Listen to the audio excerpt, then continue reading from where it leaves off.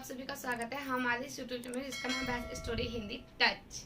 तो आइए आज की कहानी शुरू करते हैं। कहानी का नाम है जिंदगी चलने का नाम है। उषा जी अपने बहू बेटों के यहाँ जब से रहने आई हैं बहुत सुस्त रहती हैं। हालांकि वो पहले ऐसी नहीं थी। तो आइए जानते हैं कि वो इतना बदल क्यों गई। उषा जी को आए हुए अपने बहू बेटों के पास पूरे 6 महीने हो चुके हैं। वो अपने कमरे में बैठी हैं और टीवी देख रही हैं। वहीं उनकी बहू आती है। माँ जी आज खाने में क्या बनेगा? कोफ्ते बना लो।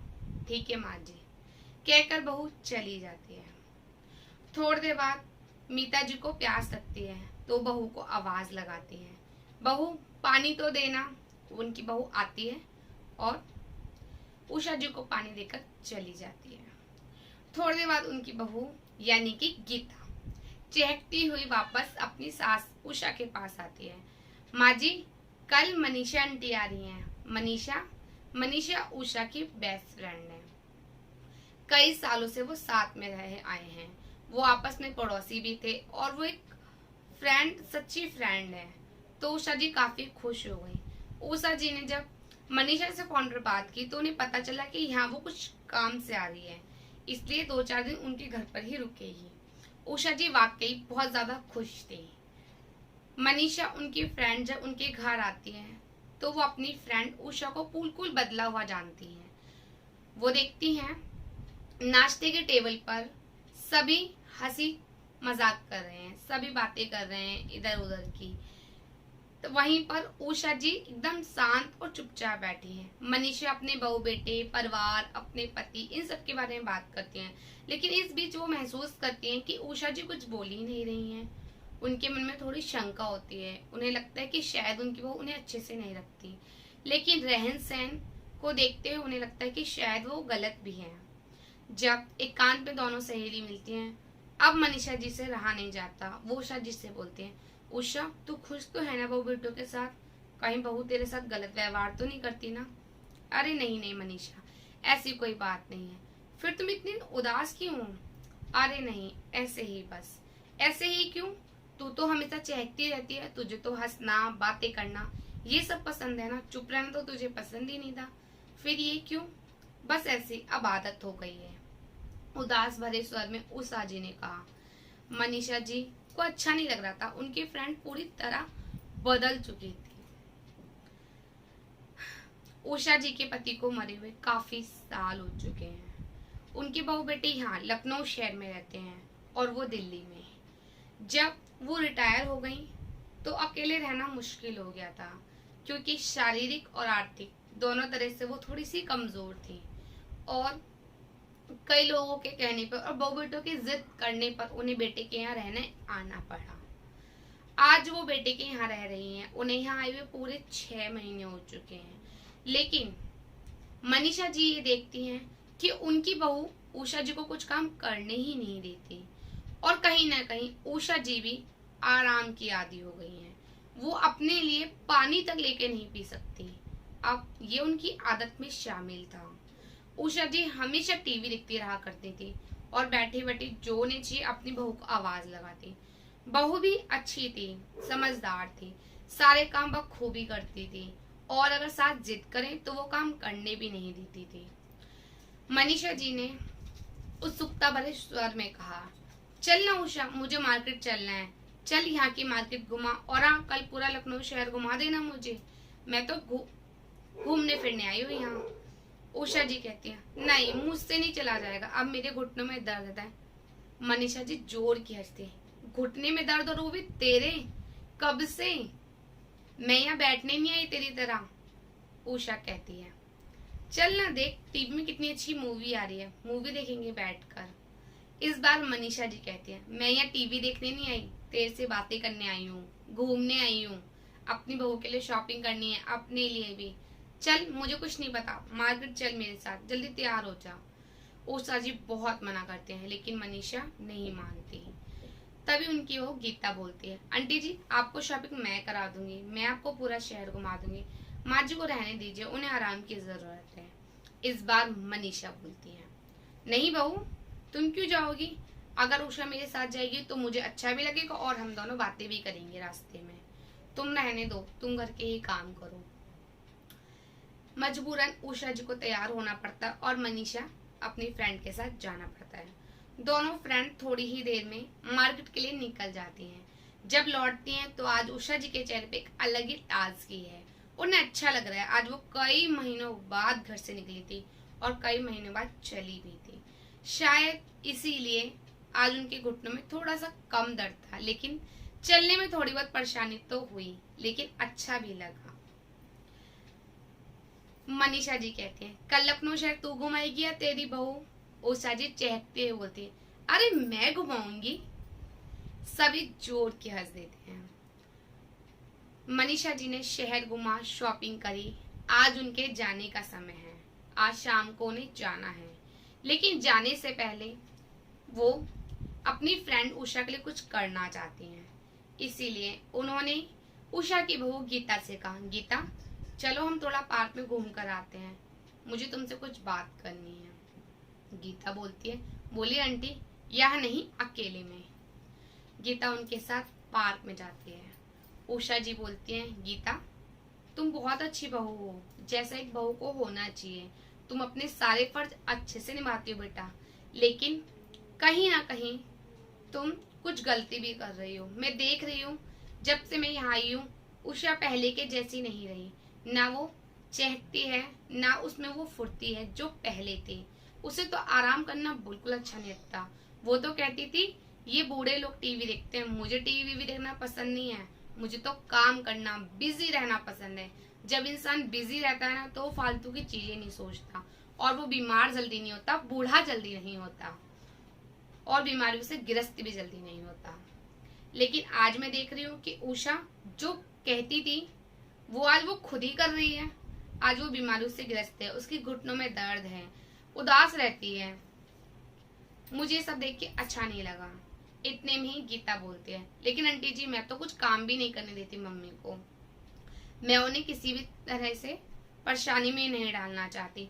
यही तो बात है ना बहू, तुम हर चीज में, मैं देख रही हूँ हर चीज में तुम बोलते नहीं नहीं मम्मी रहने दो, मैं कर लूंगी। अगर वो पानी भी खुद से लेना चाहे तो भी तुम मना कर देती हो कि मैं देती हूँ, आप बैठो। धीरे धीरे तुमने ये सब कहा और धीरे धीरे कहीं ना कहीं उसे भी आदत हो गई आराम करने की। लेकिन अब यही आराम उसे खलता है, अकेलापन महसूस होता है, इसलिए वो घंटों टीवी के आगे बैठी रहती है और ज्यादा देर बैठने की वजह से मोटी हो गई है। घुटनों में दर्द रहने लगा है, बीमार रहने लगी है, उदास रहने लगी है। गीता वो भूल गई है कि वो तुम लोगों के लिए कितनी जरूरी है। वो अपनी वैल्यू भूल गई है, उसे उसकी वैल्यू याद दिलानी चाहिए। जब इंसान काम करता है तो उसे अपनी वैल्यू पता चलती है, लेकिन वो घर में बैठी रहती है तो उसे लगता है कि उसका होना बेकार है। इसलिए तुम्हें उसकी वैल्यू उसे याद दिलानी पड़ेगी। मैं चाहती हूँ कि अगली बार जब मैं तुम्हारे घर आऊं तो मैं अपनी फ्रेंड उषा को वैसा ही पाऊं जैसी वो मेरी फ्रेंड थी, ना कि ऐसी वाली उषा जो सुस्त है, मोटी है, घुटनों में दर्द है, टीवी के आगे घंटों बैठी रहती है। बस आंटी जी मैं समझ गई, आप टेंशन मत लो, अगली बार जब आप आओगी तो आपको आपकी फ्रेंड उषा ही मिलेगी। और दोनों हंस देती हैं और शाम की ट्रेन से मनीषा जी चली जाती है। उषा बैठे टीवी देख रही है अपने कमरे में। तभी उनकी बहू गीता आती है और कमर पे हाथ रखते हुए बोलती है, आहा ये कमर दर्द, आज तो मुझे बहुत कमर दर्द हो रहा है। नाटक करती है। तभी उसकी सास उषा कहती है, बहू दर्द हो रहा है? हाँ माँ जी, और मुझे तो टेंशन भी हो रही है। अरे टेंशन क्यों हो रही है? इस बार उषा जी ने कहा। बहू गीता थोड़ा मुंह बनाते हुए और दिखाते हुए कि हाँ शायद उसे दर्द है। वो माँ जी घर के लिए कुछ जरूरी सामान लाना था और मेरी कमर में दर्द है, अब मैं कैसे जाऊं, और ये भी लेट से लौटेंगे ऑफिस से। इस बार उषा जी कहती है, बहू तुम कहो तो मैं चली जाऊं। गीता तो जैसे इसी बात का इंतजार कर रही थी। हाँ माँ जी क्यों नहीं, चली जाइए। तुम बस जब तक लिस्ट बनाओ, मैं तैयार होके कपड़े बदल कर अभी आती हूँ। जी माँ जी। गीता ने फटाफट लिस्ट बनाई। उषा जी ने फटाफट से कपड़े बदले, पर्स लिया हाथ में, लिस्ट ली और चल दी बाजार। बाजार जब उषा जी गई तभी उनका बेटा ऑफिस से आ गया। गीता ये क्या तुम माँ से काम करा रही हो, आप यहाँ बैठो, आपको कुछ नहीं पता। उसने जो सारी बातें मनीषा आंटी से करती है वही सारी बातें वो अपने पति को बताती है। उनका बेटा विनीत बोलता है सही बात है, माँ को माँ की वैल्यू तो याद दिलानी पड़ेगी। ऐसे तो माँ अपने आप को लाचार समझ रही है, उन्हें लग रहा है कि वो हम पे बोझ बनी है, पर ऐसा नहीं है। उनका होना हमारे जीवन में बहुत जरूरी है। ठीक है, इसमें मैं भी तुम्हारी हेल्प करूंगा। अब धीरे धीरे उनकी बहू गीता धीरे धीरे घर के छोटे मोटे काम उषा जी पे छोड़ने लगी। जितना उषा जी से होता उषा जी उतना करती। जब गीता को लगता कि माँ जी थक गई हैं, या खुद उषा जी कहती अब मैं नहीं कर सकती, मैं थोड़ी थक गई हूँ, तो गीता कहती जाओ मम्मी आप आराम करो। अब घर के छोटे मोटे कामों में उषा जी गीता का साथ देने लगी थी और साथ ही बाजार वगैरह जाने लगी थी। देखते देखते उनके घुटनों का दर्द गायब हो गया और थोड़ी सी पतली भी हो गई थी। अब वो पहले की जैसे फुर्ती वाली हो गई थी। टीवी भी देखना बंद कर दिया था उन्होंने। धीरे धीरे उनमें बदलाव आना शुरू हो गया था।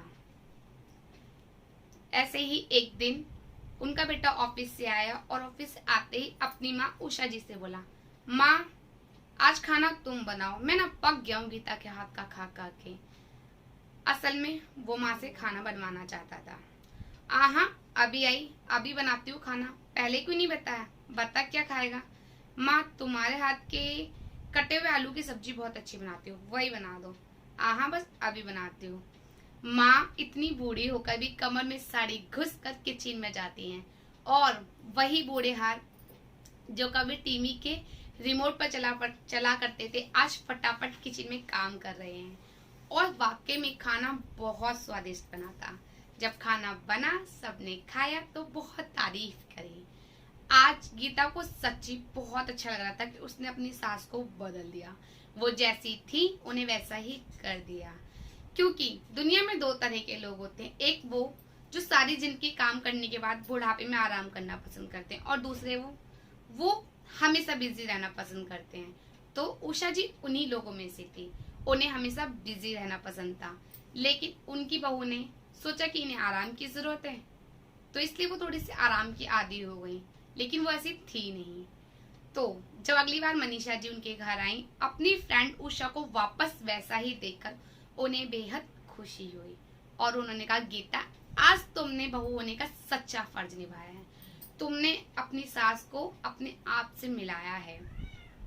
तो फ्रेंड्स ये कहानी यही एंड होती है। इस कहानी का उद्देश्य यही है कि घर में जो बड़े बुजुर्ग हैं उन पे जितना हो सके उन्हें काम करना चाहिए।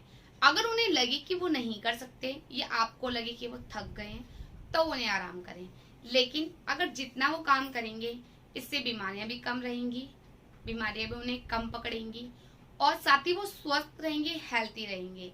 और कहीं ना कहीं हमारे बड़े बूढ़ों को भी अपनी वैल्यू पता चलेगी। उन्हें भी लगेगा कि अगर मैं ये काम नहीं करूंगा या करूंगी तो मेरे बगैर कैसा चलेगा।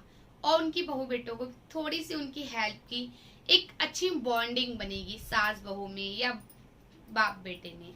तो फ्रेंड्स मेरा मानना तो यही है, चाहे बुढ़ापा हो चाहे जवानी, हमसे जितना हो सके हमें उतना काम करना चाहिए, अपने आप को बिजी रखना चाहिए। क्योंकि बिजी रहने से इंसान थोड़ा कम सोचता है, तनाव से दूर रहता है। तो फ्रेंड्स चलिए मैं इस कहानी को यहीं एंड करती हूँ। आपको मेरी कहानी कैसी लगी लाइक कीजिएगा, चैनल को सब्सक्राइब कीजिएगा, कमेंट्स करके जरूर बताइएगा। अगर आपने मेरा चैनल सब्सक्राइब कर लिया है तो बहुत बहुत धन्यवाद, नहीं करा है तो कर लीजिए। अगली कहानी में आपसे दोबारा मिलूंगी, तब तक के लिए राधे राधे।